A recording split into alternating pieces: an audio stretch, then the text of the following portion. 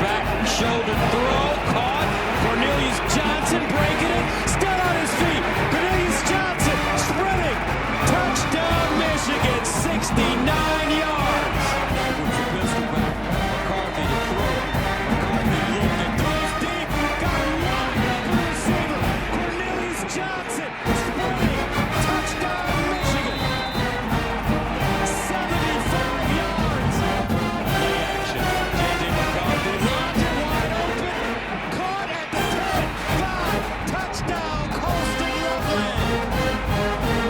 35 yards. J.J. McCarthy will run it with a touchdown, Wolverines.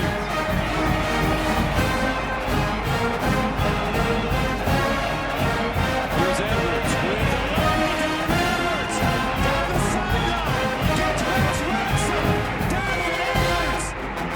Touchdown, Michigan. The down. Nothing better than singing the victory in Columbus. One, two, you know what to do. Hail to the victors, valiant, hail to the conquering heroes, hail to Michigan, the leaders in back. We want the Big Ten championship, and we're going to win it as a team. They can throw out all those great backs and great quarterbacks and great defensive players throughout the country and in this conference. But there's going to be one team that's going to play solely as a team. No man is more important than the team. No coach is more important than the team. The team, the team, the team. We play as a team. When the old season is over, you and I know it's going to be Michigan again. Michigan. Welcome back, another episode of Smith Boys Podcast. Cam and Garrett here. Brother, this is the podcast that brother has been waiting for a year. Brother's been waiting for it and waiting for it and waiting for it. And it's finally here. Brother. It's finally here, brother. And we got a recap of the game, Michigan-Ohio State. Now this one brother really is the Michigan guy. Okay, so he's been dying to get in here and talk down on Ohio State and just fondle the sack of Jim Harbaugh and drink of the bathwater of Jim Harbaugh. The God, the Messiah. I will say this though. The guy that brother hated and wanted fired years ago. Brother wanted this man fired years ago. Hated his guts. I don't know about that. No, you did. You did. I don't hate anybody. I'm a humanist. Until until last year, and now brother. He's brothers. 80% of Michigan fans, 70% of Michigan fans. I'm in the majority on that back then. Please. Wanted him spare fired? me. Yeah. I'm not even a Michigan fan, and I want him fired. I just don't like the guy. Oh, no. I don't know. You want to get to the Harbaugh thing first before we get to the game real quick. My thought on Harbaugh is like He's God. No. God? What he did was, I think, he came into college football, and I don't know what he was trying to do. I think he was trying to play catch up to like new age stuff. And I'm going to be real short with this part, but I think what he did ultimately is he got back to Jimmy. He got back to Jimmy football, and that was just hard nosed. I'm going to put an extra, a tight end in. I'm going to put an extra lineman in. They're going to be movement. I'm going to be pulling centers and shit. I don't care. I'm going to run the ball down your throat. No shit. Yeah, and that's what he did. So Michigan won the game, as you can tell. Brother's elated attitude here. And I got to say, I did call for victory. As the unbiased, objective, visual bystander of the game, because I'm going to have to be the objective one here. Yeah, I'll let you give your thoughts on the game before. Now, we're talking just game now. Yeah, just a game. We'll talk after about all. You want me to just give an unbiased analysis of the game? Yeah, okay. Please. And then I'll turn it over. I'm going to give the keys to brother after that, and he's going to take off like a bat out of hell, like a race car, and he's going to go all in on the Michigan juices. I'm going to be restrained. I saw a Michigan team that in the first half was doomed. In the first half. Okay? First quarter and a half. Didn't look good. First quarter and a half. First quarter didn't look good.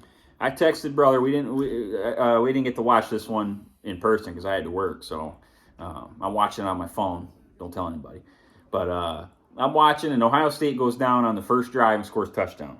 And I text brother, and I say, brother, you in for a long one today. Yeah, you're in for a long day, brother. I agreed with you, brother. I agreed with you, brother.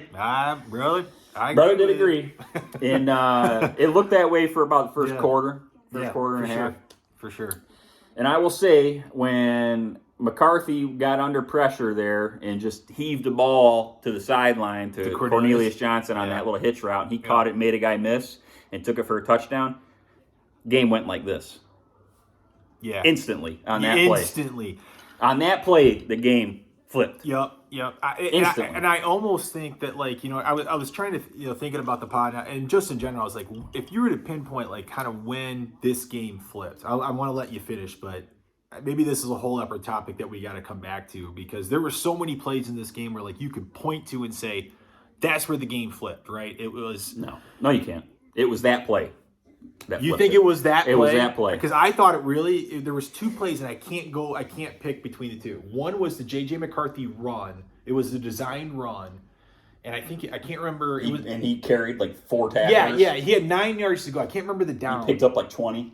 Yeah, and he picked up 15, he carried like 5 guys. That was a big play. Nobody talks about that play as being a play that flipped it, but like for me, when I watched the game live, I was like, we're going to win this game. That's when I knew we were going to win this game.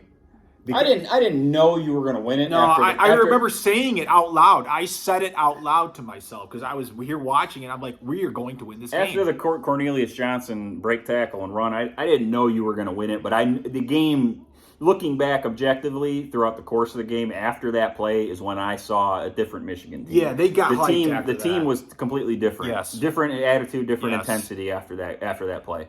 Then they hit him again. Yeah, they hit him again. And that was after they had stopped Ohio State, right? Because it was 10-10 at that point. And the Ohio State came down and kicked the field goal, right? It was 13-10. 13-10, I think. Yeah, it was 13-10 at that point. And then Michigan gets the ball back, and then I don't know. Watch the highlights. We got him in the intro. Yeah, go ahead. Go from there. They hit him on that big play. The big play to number 18. And he was wide open, right? The big play to number 18. And hang on. That came in the third quarter. That was the first drive in the third quarter. I'm just mentioning big plays. I don't care what order. I thought you were going. You were doing really good going through the game. I don't care what order they're in or whatever. But keep going through the game. My objective analysis is reading the reaction from fans after the game. Everybody's talking about how this was J.J. McCarthy's coming out party, and he won the game for him and everything. And I'm just like, I feel like I'm the only person here sitting on the side. You are. Well, I mean, brother, the guy completed 50% of his passes. I understand. He hit maybe 4 passes in that game that mattered and won the game for him. Sometimes that's all it takes. Well, I know, but in all 4 of those passes were wide receivers that literally had nobody within 10 yards of them. You and I could have made those throws down the field. Okay. So I'm just saying, perfect execution. So my point, and he executed it. So my point is, the wide receivers deserve more credit for getting the separation and winning that game. Dude, talk about the play design. Talk about the execution of the offensive line. You know, the play set up to that point to lure Ohio State to be so susceptible to that. From what I saw, brilliant. From what I saw, outside of maybe 4 throws in that game, J.J. McCarthy kind of played like shit to me. I don't know, brother. He missed a lot of wide open guys. I think you're gonna. I think you're gonna rue the day you kicked me. No. I think this was a JJ coming out party. I think it was. He overthrew a lot of wide open guys. He did. He missed a lot of wide open throws that good quarterbacks don't miss. And when I see that, I'm thinking, what the hell, dude? Like, this is a 5-star guy in the biggest game of his life. I mean, you got to make those throws. If he makes those throws, they probably win by more. Who knows? But outside of, like, the 4 throws that he hit on deep balls where guys that had nobody within 10 yards of him, outside of those plays, he kind of played like shit as a quarterback. Outside, and take away his running, you know, the plays he made on his feet were great, but just as a pure passer, outside of those, like, 4 plays that he hit down the field, he played like shit as a passer, as far as I'm concerned, because he missed a lot of wide open guys. The one throw there's one throw that sticks out to my.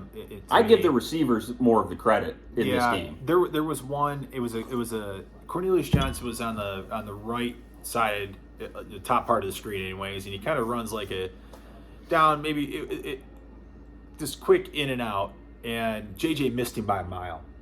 You texted me on that throw, and he sucks. I texted he was every pass he missed. He's like, he sucks because he missed him badly.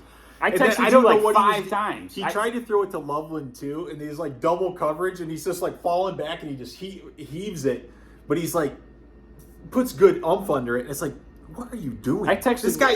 Loveland is double covered. Brother, I texted you. What are you doing? I texted you like 5 times saying he He sucked. does make some After- boneheaded mistakes, after but just you awful do see throws. the ability. You do I see don't the know. talent, I- brother. You see it in the arm. You see it in the legs. He's got talent.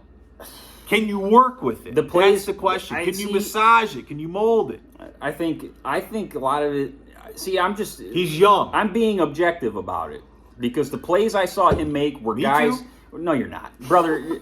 That's the problem with Michigan. I've been talking fans. about JJ Brother all year long. That's the problem with Michigan fans and this fan base is they it's cannot. so tough. They can't be objective about It's it, tough. and I'm being objective. You love 'em. Outside of like the 4 plays he made, to me, I discount those 4 plays. The guys were wide open. These are throw it to your throw it to your friend in the backyard plays. yes, they guys, are. Guys, Perfect wide open analogy, by brother. 10 yards. You Perfect. just throw it out there, and if you're right on the money or not, it doesn't matter because no one's around him. He's going to catch you're it gonna running catch for a touchdown. It just didn't matter. The one number 18 down the sideline was a good throw. He dropped that in dropped there it nice. in. The one to Cornelius on the deep slant was a little underthrown because he was clearly running in a straight line this way, and Johnson kind of had to come back like this and catch it because it was underthrown. I will say this though. Even on the first Cornelius though, he threw it in a perfect position where Cornelius could keep his momentum going towards the sideline and then break that tackle as he's kind of twisting upfield naturally because he's at the sideline. The defender kind maybe. of shakes off him naturally. That was a kind of a back shoulder. That was a good Maybe, throw, dude. yeah. And he had a blitz on him. That looked- he had to that- get I rid of the saw ball. more- That was a perfect throw, dude. Yeah, it's all right. To the sideline. I saw more. That was more of a Cornelius Johnson making a play there. That's I a think, beautiful more than throw, anything. though, dude. But outside of those few, I kind of almost just have to discount those deep balls though, because it's like outside of those, The CJ one. I'll give Outside you. of those, he really just didn't do anything passing the ball. He just didn't. He made good plays with his legs. I'll give him that. Yeah, but he made a lot I got to more play see a with lot his more. legs. I'm not going to say that I'm not gonna kill him because he's a sophomore. Kid's like 19 years old, Yeah. and he's gonna be here next year. And he's gonna get better. He's gonna work on his He's gonna get accuracy. better. And a lot of I see a lot of Josh Allen in his game. He doesn't have the size of Josh Allen, but I see a lot of the same things Josh Allen had in college with the inaccuracy and and overthrowing guys on 10-yard plays and throwing it over their heads. Yeah. That's Josh Allen, man. And now Josh Allen is one of the more accurate quarterbacks in the league, and he's very He's good. very impressive. But he runs like Josh Allen too, and he doesn't fear contact, but he doesn't have the size Allen does. So that hurts him a little bit. My but comparison to him, and don't say just because of the number, when I watch their styles, Johnny Utah.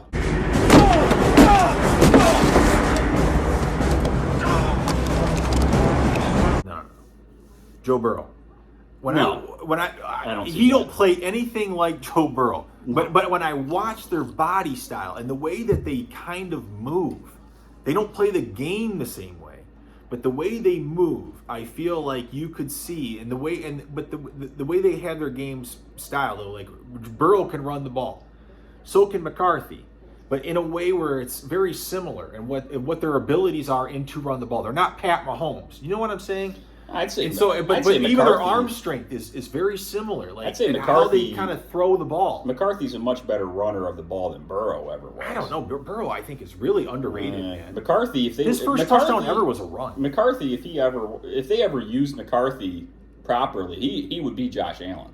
They could use him to run for 100 yards a game if Yeah, they wanted to. yeah. And you're not doing that with Joe Burrow. You don't think so? McCarthy runs like a Dude, I can see- 4.40. Yeah, but McCarthy to me, with the wide Joe receiver, Burrow the doesn't run arm, a the arm, 4.40. with the arm strength that McCarthy has, and the receivers that he has on that football team. I think Burrow's got a better arm than McCarthy. No I way. think so.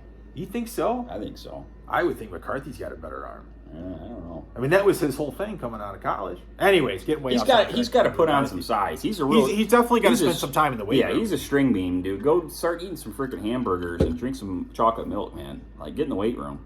He's a tough kid, though. Yeah, He made some plays. But on the run. I don't want. But hearing all these people credit him in the game, and it's just like given he single-handedly won the game for him. You can eat my ass. I'll eat your ass. I will. I don't see that at all because I don't know about that. because to me the receiving core made his day very easy because they got wide open separation. Yeah, I mean- and people aren't giving the defense enough credit because that secondary shut down damn near the best receiving core in college football. Like, I mean, Marvin Harrison Jr. is the best receiver in college football, and he had that one catch for the touchdown. And, like, outside of that, that was a beautiful throw by C.J. Stroud down the sideline. Yeah. That was an NFL caliber throw. Yeah. Outside of that play, Marvin Harrison Jr. didn't really do much of anything. So I thought the secondary played great. I thought they limited Stroud's ability to really go downfield. I mean, I think Stroud completed a pretty good percentage of his passes. He was pretty accurate, but he didn't throw for a ton of yardage, I didn't feel like. I think it was like 250 or something. They seemed to really kind of limit him, and they kind of controlled him to where he was able to throw the ball.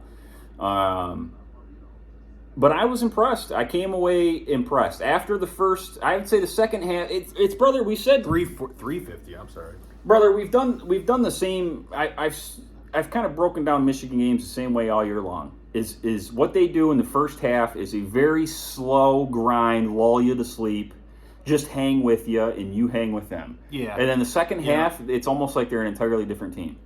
And I'm not a Jim Harbaugh guy. I don't really like him. But I got to say, he outcoached Ryan Day. He made adjustments when they needed to be made. I think they still stuck to the run a lot, but I think he definitely showed a lot of confidence in JJ in that game, which we hadn't seen most of the year. And he seemed to find what Ohio State's weaknesses were in the secondary, and he exploited them. So I give full credit to Jim Harbaugh in that game. That's probably one of the better games I've seen Harbaugh actually I think you broke coach. it down. I think you broke it down pretty fairly, and I think you broke it down pretty well, brother. Yeah, and Ohio State is not fourth best team in the country, so or the fifth. So when the rankings come out, I'm putting Alabama ahead of the Ohio State Buckeyes. All right. So here's my take. I watched this game. I was extremely. Give me your take, Johnny Michigan. I got to be honest with you. When I saw Ohio State take the ball down the field like a hot knife through butter, I was like, "Oh my God, man! Frankly, it's going to be a long day." You were a little concerned. Yeah, frankly. But frankly, I'm a little concerned.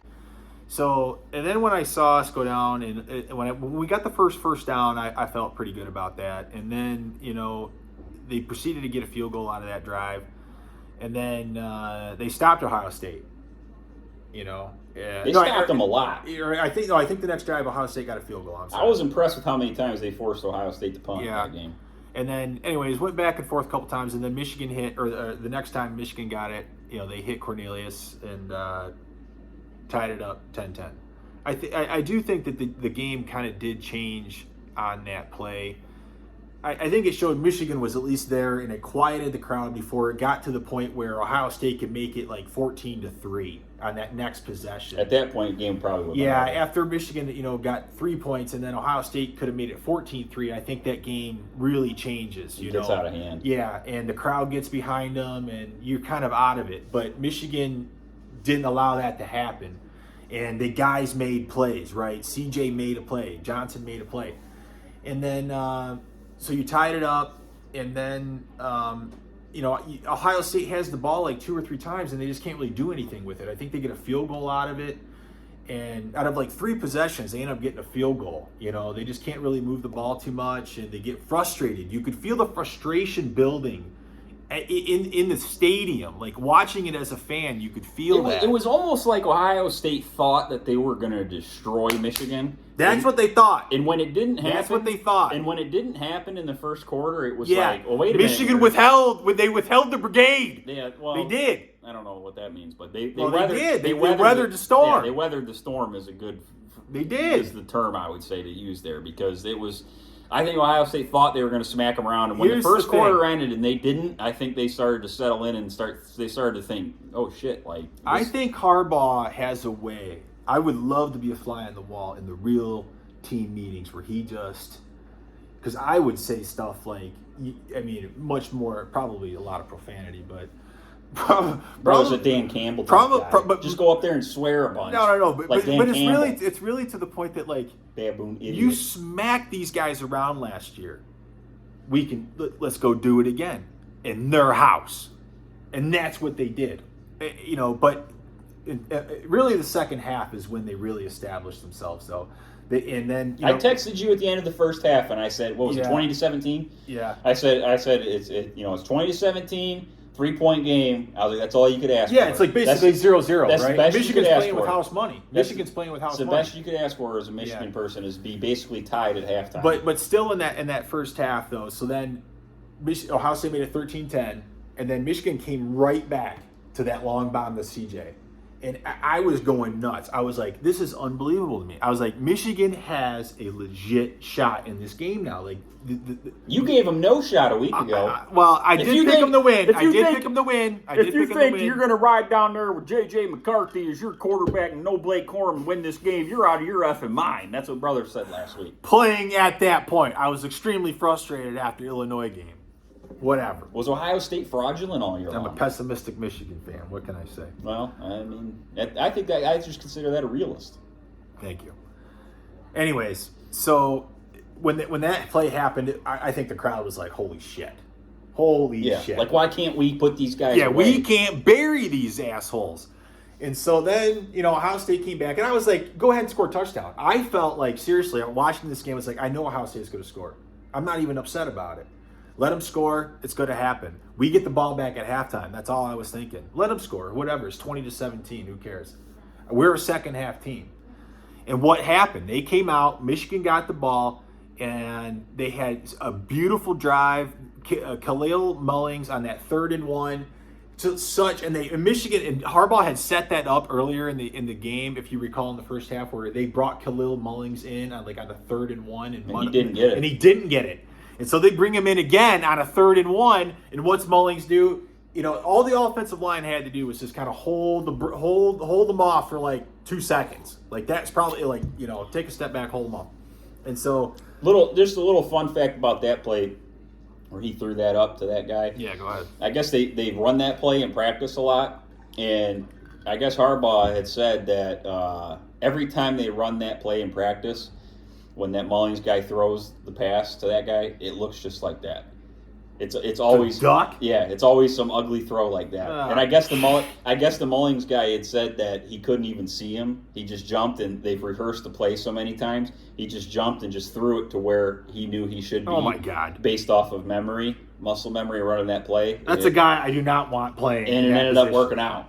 Is a little background info. Well, that's a little bit of nod to the football guys then on that play. That's all you got to say on that. But you got to think the football guys look down and probably think Michigan is like the Rebel Alliance, and like Ohio State has got to be the evil empire, right? For sure. That's how I see it. If we're breaking it down into Star Wars terms, That's how I see I don't think anybody looks at Ohio State as like the good guys when it No. comes to anybody. Ohio State's always like the bad guys. So Michigan gets that play to Schoonmaker. Hell of a play. And that was the other play I thought Michigan broke Ohio State. It was either the J.J. McCarthy run, I think that got to that on that same drive, or was the Khalil Mullings pass to Schoonmaker. I couldn't decide. I was like, either one of those plays, I thought Ohio State, like, they just fell apart. Or those were 2 separate drives. But anyways, and then he hit Loveland. They go up 24-20. I'm losing track of where I was at in the game. Yeah, we're gonna have to hoochie mama this. Hoochie mama! Hoochie mama! Yeah, sorry, I was losing track of where I was at in the game. Let's just talk about No, because they Are we gonna go play by play here? Yeah. Oh, Oh, God help us! Yeah, brother. just entertain me just for a minute. Nobody's just for a minute. tuning in for this. Just for a minute, everybody. Because then Ohio State, it's just a beautiful thing to watch a boa constrictor just strangle the life out of something like Ohio State. I mean, it was such a beautiful thing, everybody, just to watch that game as a Michigan fan. To go down, there's nothing like singing the victors in Columbus. Nothing. And so the next drive, Ohio State does nothing with the ball, and then Michigan gets the ball back. What do? They go down on an 8-minute drive, and they take the lead 31-20, and Ohio State fans might as well have just left the building. Might as well have just left the building, brother. Didn't they go down and score though? No, it was 31-20. It was Michigan 31-20. What about the Donovan Edwards run? That came after. That came after. So then Ohio State goes down and they get a field goal. Yes, they get all the way down there. Yeah, they did go down and score. No.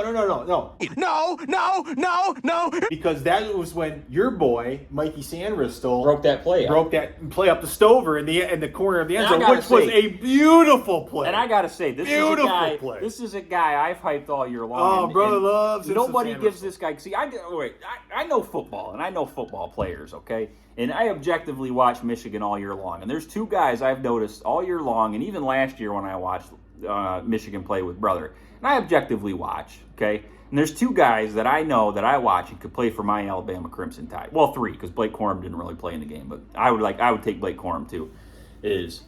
Let me guess the other one. One is the guy we just mentioned, Mike Sainristil. This is a guy who was a wide receiver and they converted to play corner or safety, Everything. whatever Return he plays man. on defense. And this guy is he's not going to wow you, I think. Excuse me. I don't think he's going to wow you like I don't think he's going to wow you like athletically with numbers, but he's a football player. Yeah, and he's just got great instincts for the game. You know who he reminds me of is Tyrone Matthew, the Honey Badger. The Honey Badger? Yeah, he does. Yeah, He's just maybe. always around the football. Yeah. Dude, that play he made on that Stover play, dude, was Yeah. unreal. Well, and that- that killed Ohio State. It killed them. That was one play. That was the pass breakup. There was another play that was a third and 1 or 3rd and 2, and Ohio State did a toss play to the outside, and he was the guy that strung it out and ripped him down on the ground. And then made the tackle. Colson broke it up. Yeah, because Sandristel's holding on to him. You see with his one hand, he's holding on to his jersey, and then Junior Colson comes in and kind of cleans it up. Sandristel's a football player. He's a great football player. The other guy that I see, who does brother think it is? Donovan Edwards. Donovan Edwards, yep. Donovan Edwards is a superstar. Superstars. In the making. And I would say loves Donovan Edwards. going into next season, Donovan Edwards will be, by the end of the year, a Heisman candidate. Mark my words. Hey, Not J.J. McCarthy. that's fine with me. Not J.J. McCarthy. It'll be Donovan Edwards. Yeah, he's kind of a do-it-all guy. But He can my do it all. thing is he's got to stay healthy. He's a he guy- can't stay healthy. He is a Can't stay guy. healthy. He is a guy next year that I could see having 1,000 yards rushing and probably maybe 1,000 yards receiving. Yeah. I could see having both. I can see that. He And is one of those guys. His speed when he broke that Do play you up the think side. he's that fast? Oh, brother, he left everybody in the. He's a track guy too. I heard he's a sprinter. Well, this is what I couldn't figure out. He ran away from Ohio State on that play. But this is what I couldn't. It was so weird watching that play because it was on the 75-yarder on the first one that after Ohio State kicked the field goal, then Michigan got the very first play. Baby, it was so good. The very first play, Michigan had the ball at 25-yard line. Ohio State. You know, Young giddy brother. It was such a beautiful I'm thing. not a everybody. Michigan guy, but I'm happy for brother because it brother was such a beautiful Michigan's thing. brother's We're 12-0. Brother's such a diehard Michigan guy. Oh, I love and Michigan. they've been down for so long. Love 'em. And when Michigan has a chance to win a natty this year, it's just it makes me feel good to see brother. feel I was this there, way. 1997, watched every game. So yeah, I mean, Brian Greasy. oh man, dude, that was such a good team. Charles Woodson, Sam Sword, Glenn Steele. Well, oh they my shared god, it. dude. They shared it with Nebraska, right? Yeah, we had Ty Streets, man. We were a good team back then.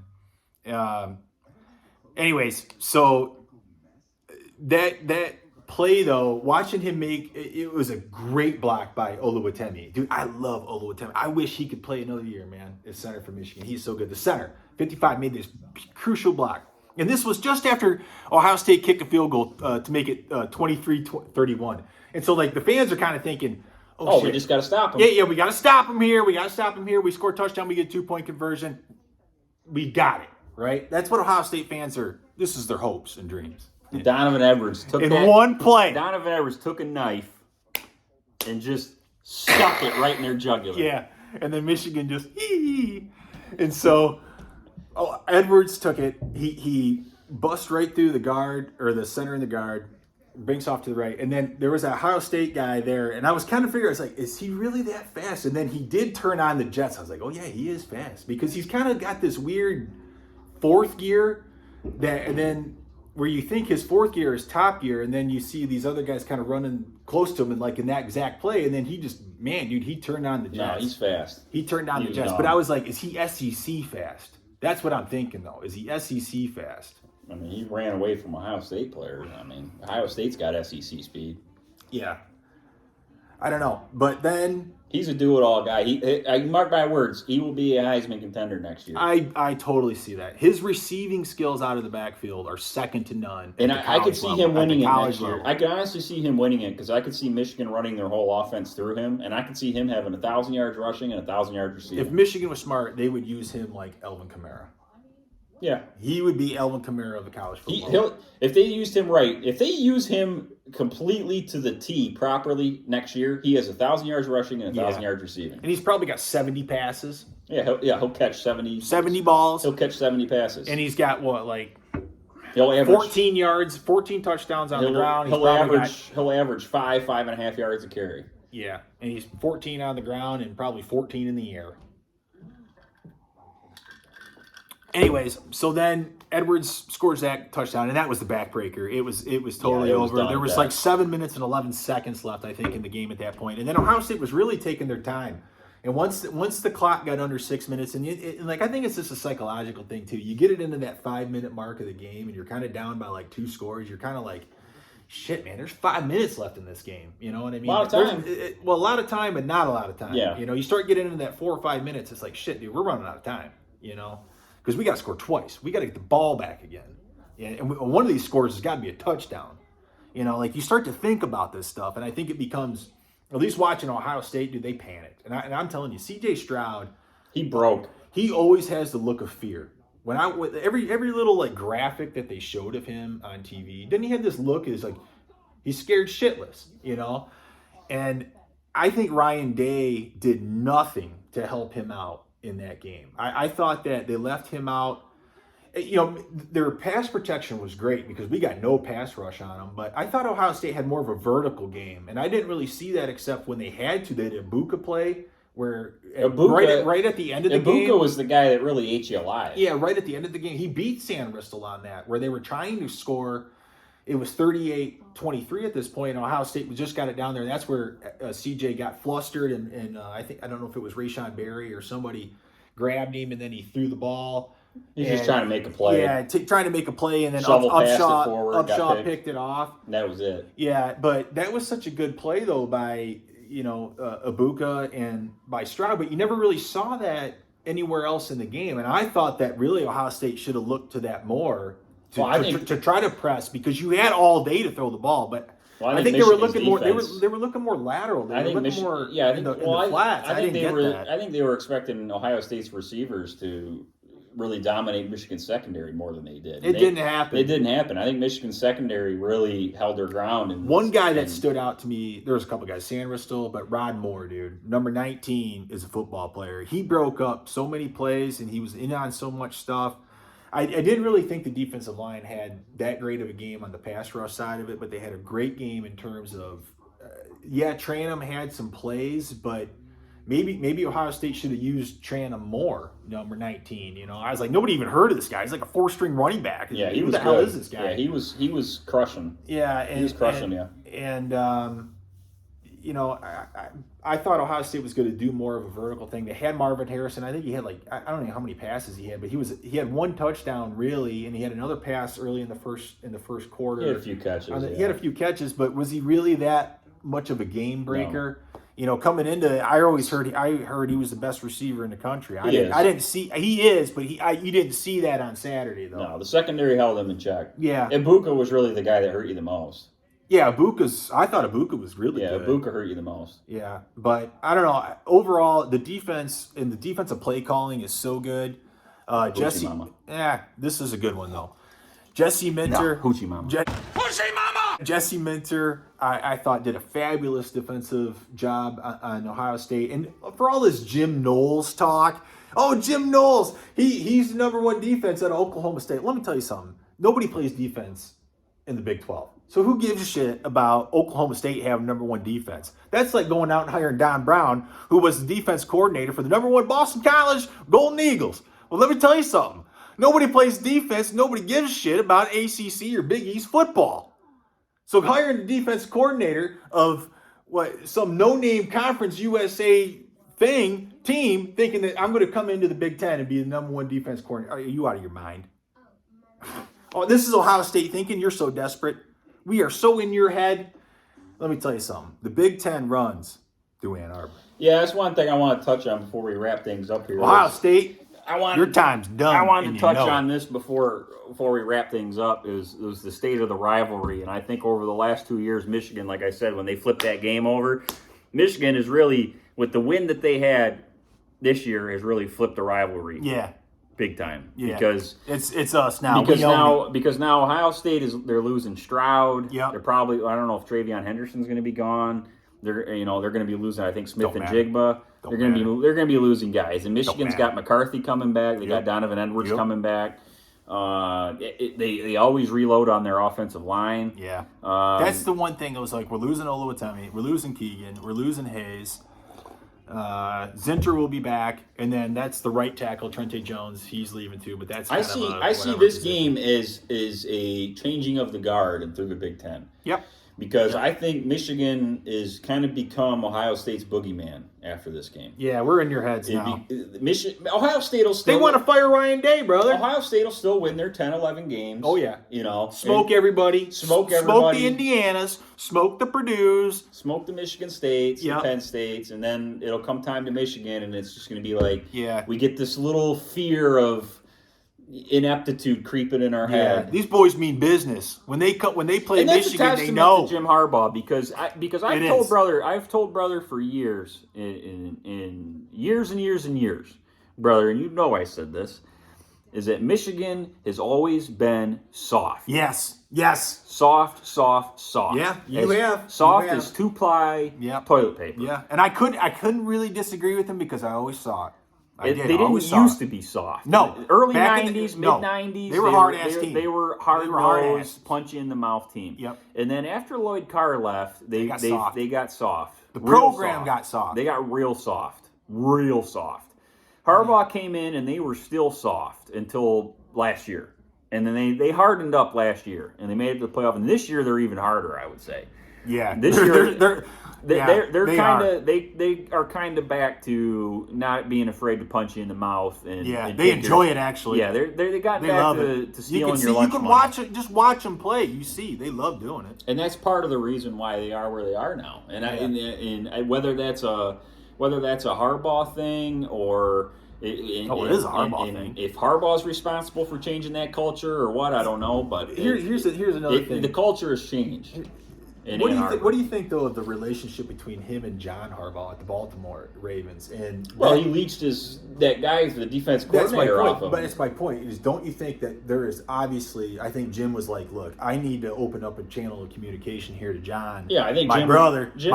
Jim was probably like, "Hey, look, what am I doing wrong here? Can I get some help? What do you see?" Yeah. And John was probably like, "Well, They become You a know, Ravens feeding system. they though, kind of, they probably were kind of like, hey, talking to each other." And John's probably like, "Well, you need to do blah blah blah." And I got a couple guys I know that would die to go down there, and they're great minds, and they probably came in. Jim probably, vetted them and stuff, and that's where they got their D coordinator from. And he's been great. Young guy, but too. as a recruit, he looks like a young kid. Looks like an 18-year-old kid on the sidelines coaching the defense. But as an 18-year-old kid, that's coming out of high school, if I'm Jim Harbaugh, you got to be able to sell that as you go into these kids' houses and say, "Look, my brother coaches the Ravens." Exactly. And we got a direct pipeline to the Baltimore Ravens.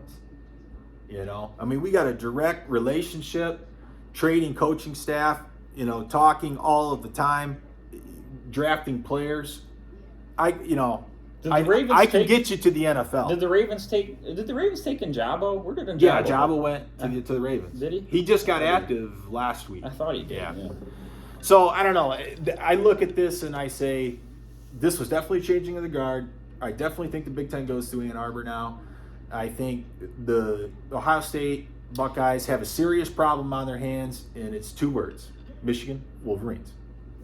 But, what are you going to do when USC and UCLA come to the Big Ten? I don't know. I still think though that Michigan style. You got a football- Lincoln Riley led USC team coming to the Big Ten soon. To me, they play offense very similar to Ohio State. I think C.J. Stroud has been a disappointment. Yeah, there, but quite does frankly. USC change? They get in the Big Ten, they're going to have to start playing defense. And let me tell you this about C.J. Stroud, just real quick. There is no way that he is like the number 2 or number 1 overall pick. Who's number 1 quarterback, Brock? It ain't I would say it's Bryce Young, to me. watching this who's game- Bryce Young play for, bro? Oh God, Alabama, but brother, Plays for Alabama. but I would. He's an Alabama kid, and I'm an Alabama guy. Yeah, I just got to say, I don't see it in Stroud. I mean, he made some great throws, but Got an NFL arm. he does. But at the same time, it just felt like He's not mobile He didn't enough. He didn't face any pass rush. I was shocked by his lack of mobility. Yeah, he doesn't like to run the ball. He And, does not. and if I got the choice between the two, I look at Bryce Young, I look at C.J. Stroud, and I think, okay, at worst, their arms are a draw to me. And I don't know. I think Stroud's got a little better arm. Right and you bring in the mobile aspect. Bryce Young wins that. Bryce Young handily wins the mobile aspect. Mm-hmm. And I would say decision making. Stroud's a little bigger though. He's a little Yeah, taller, size goes to pocket. Stroud, and I would say decision making goes to Bryce. I mean, Bryce has only thrown like 6 interceptions in 2 years. Yeah, He's been in Alabama. I think the game wise, And he's playing against better talent, I would say, in the SEC. yeah. I see a lot of Aaron Rodgers' game or Bryce Young and Aaron Rodgers. Bryce compare Young, a lot to me. as strange as that sounds, and a lot of idiots that don't know nothing about football will think, "What? Bryce Young and Aaron Rodgers? Yeah, There's I no see a way." lot of their similarities. Bryce Young plays the game the same way Aaron Rodgers does. Yeah, they, I they, see they their delivery, the way they throw the ball, and Bryce Young. The way they break around in the pocket, it's like neither one of them really want to run. That's but like they Bryce will. Young's favorite quarterback is Aaron Rodgers too. He's even said that he mirrors his game after Aaron Yeah, Rodgers. I totally see on the that field. comparison. The way he moves in the pocket, Yeah. the way he is reluctant to run the ball, but will. Yeah, the way he's So is very similar reluctant to style. run the. He's very reluctant to run the ball, but he will run it if he needs to. And when he does run it, he's not a very good runner. Like he runs kind of weird, and he's not a good slider. He's pretty effective though. He's not a good slider, you know. But this is the Michigan Ohio State podcast. But really. yeah, I don't know how we got off on this, but yeah, it always comes back to C.J. Stroud thing. But yeah. I don't know, brother. This was a game. I loved it through and through. I yelled and screamed. Do we go to this game next year in Ann Arbor? Yeah, I'm down. Is this the game we go to next year? Oh, for sure. I think so. For sure. Because then we don't need to go feel. anywhere. I even feel knowing. I don't know how the defense is going to shake out. I hope we don't lose a lot. I hope there's not a lot of attrition on the defensive coaching side because I think we are so well coached. The defensive backs in this Ohio State game. That's what I really think that we won this. They got football smoked. game. Our defensive backs. I think our back seven really. Oh, won I this think football game. Ohio State's defensive backs got smoked. Yes, Ohio State's defense. Their secondary is horrible, terrible. Ohio got State exposed. fans. Your secondary sucks. They got exposed. Yeah. And if JJ can expose your secondary, it's terrible, terrible. So where does Michigan go from here? Well, they got Purdue. Well, They yeah, got you Purdue got next Purdue. week in the Big Ten Now, title. I'm I don't gonna- want to overlook Purdue. Yeah, I'm penciling you in to beat It's Purdue. a 16.5 spread. I'm penciling you in to beat Purdue. So you got, say TCU beats Kansas State, and you got 2 and 3. I think that's a favorable matchup against TCU, but I don't write TCU off. TCU's got an explosive Valenti offense. said we'd beat him by 50. Oh God. God? That's what he said. guy's such I an saw. I idiot. listened to it today on You 97.9. think a college football playoff game is going to have a number 2 versus number 3 team with a team getting beat by 50 points? That's what he said. You guys are a freaking idiot. You guys are a goddamn moron. Make plays! All I had to do was mention Valenti. TCU is a damn good team. And TCU has blown people out. TCU's blown out good teams this year. And TCU's putting up 50 points on a lot of good teams this year. There ain't no joke. Max Duggan's a possible first-round NFL draft pick quarterback. And they got one of the best receivers in the country in that, what's his name? Something Johnson. He's number 1. They got one of the best receivers in the country. They got a good running back. Max Duggan's one of the top 3 or 4 quarterbacks in the country. They're the real deal. And to think that Michigan's going to beat them by 50? Jesus Christ, dude. That's moronic to think that. Do I think Michigan wins? Yeah. It's a favorable matchup, as I said. It's a favorable matchup. I would rather play TCU than play USC. I haven't watched TCU to even know really how to comment, but I will say this: we play a very physical brand of football, and if TCU can't withstand the physicality that we bring, TCU's on the offensive side, of the ball, brother, and the defensive side of the ball. TCU is a physical team. Their quarterback It might be a good matchup. Then. Their quarterback, that Max Duggan, is like a Tim Tebow type. It could be a good matchup then. They got a Tim Tebow type quarterback. He'll run your ass over. Yeah, I I, mean- don't know. To me, there's still a different style, like Big 12, Big 10. I don't know. I get it. No, I get it. You know. That's why I said it's a favorable matchup. I expect you to win, but beating them by 50, gee, get the hell out of here. You're an idiot. All right, yeah, get him the hell out of here, will you, please? Get him out of here.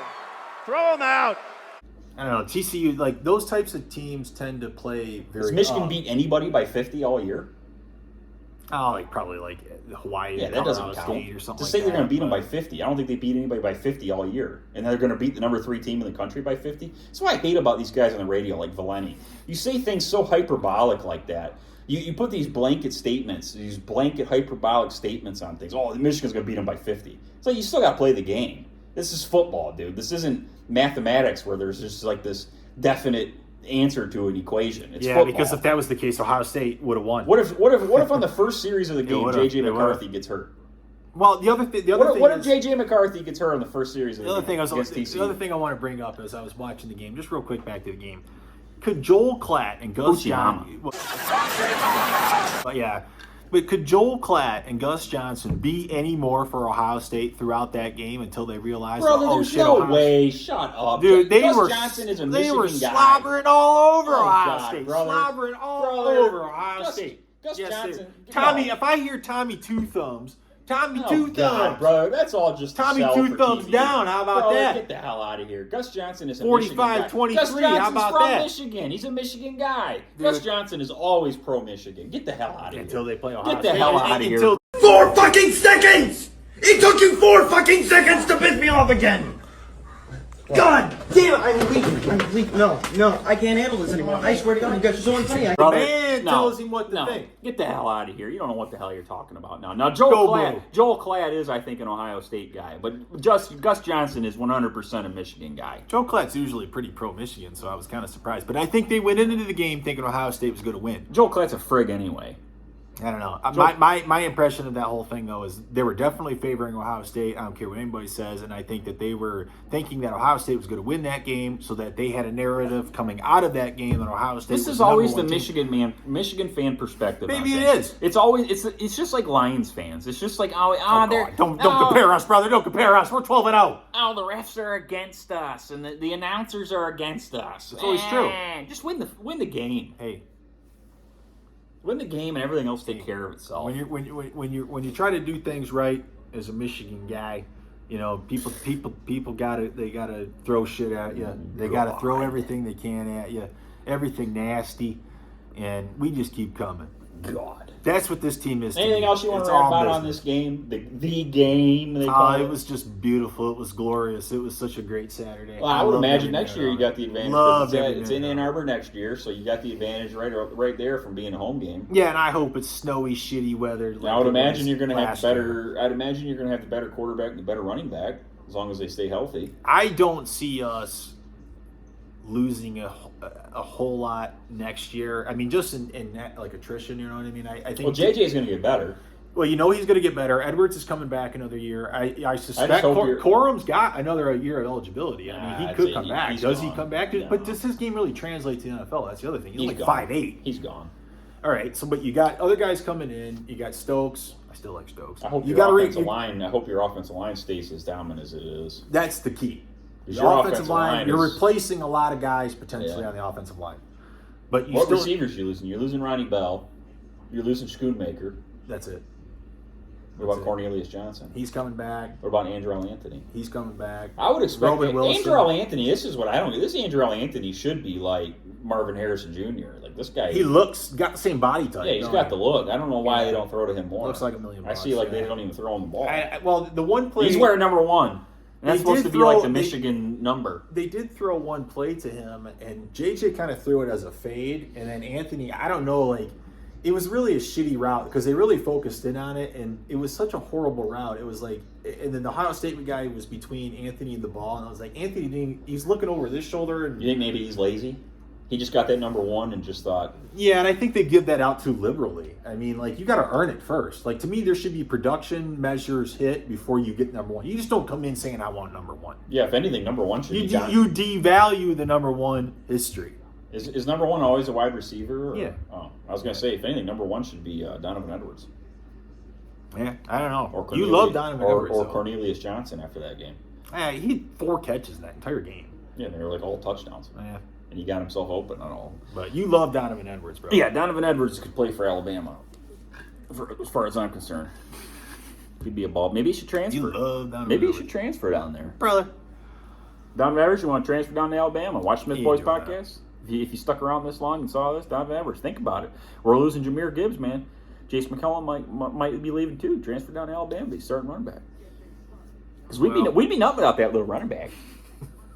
Maybe Michigan wouldn't. They wouldn't be nothing Yeah, without you both their wouldn't. little Yeah, running you wouldn't be backs. nothing without Blake Corum this year. Yeah, I'll tell we you wouldn't that. be nothing without both our little running backs. Well, we'll get you some pregame, postgame against Purdue next week. What do you got anything to say about Purdue? I said earlier, I don't think you take Purdue lightly. I don't know. 'Cause We're they got a 16.5 good point quarterback. favorites. I don't really know a whole lot about them. I know they throw They got the a good ball lot. quarterback, and they got one of the best receivers in the country. Yeah, I know they're more of a pass-heavy offense.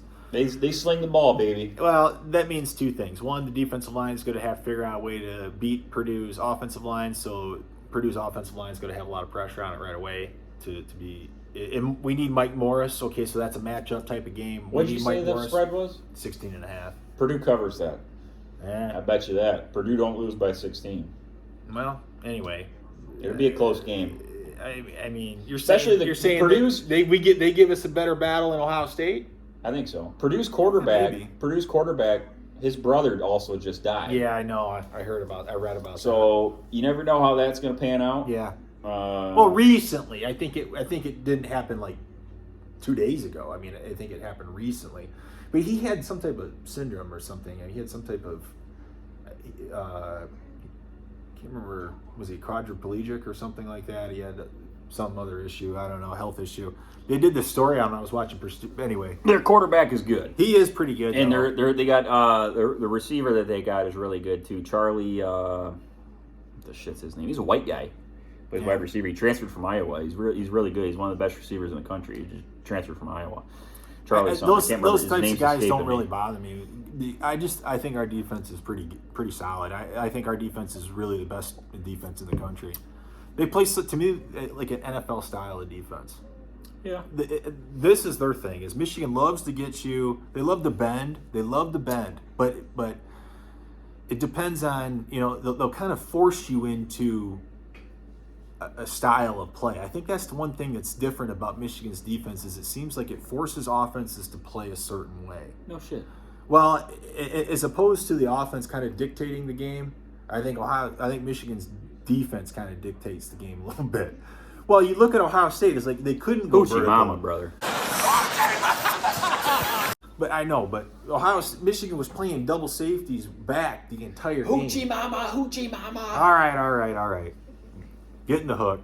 Yeah. Good podcast, though, brother. We'll wrap it up here. It's a good podcast. Yeah, Talk we'll about the Michigan game. bring you Purdue next week, pregame, postgame. We'll bring you some of that, and bring you some Lions. So Yeah, we'll bring you some lines next week. We got Michigan, brother, I tell you, brother, Alabama, if they ain't in the playoff this year, I'm pulling for you. I'm pulling for Michigan for you. Thank you, brother. I Yeah, appreciate like that. to see brother. I've seen enough national titles in my day at the Crimson Tide. Brother deserves one here in this century. So, Oh God. I'll be pulling for you. I think Georgia will be a tough out for you if you end up playing Georgia. But I think if you're playing USC or you're playing TCU, I think you're in some favorable Georgia's matchups the only there. game that worries me. But I think Georgia, if they were ever right for the plucking and it was there for you to take this year, It's this year. if it was ever there for you to it's take, this year as opposed to it's last this year. year. Yeah, It's this year. I agree. So until next week, Smith Boys, out. See ya.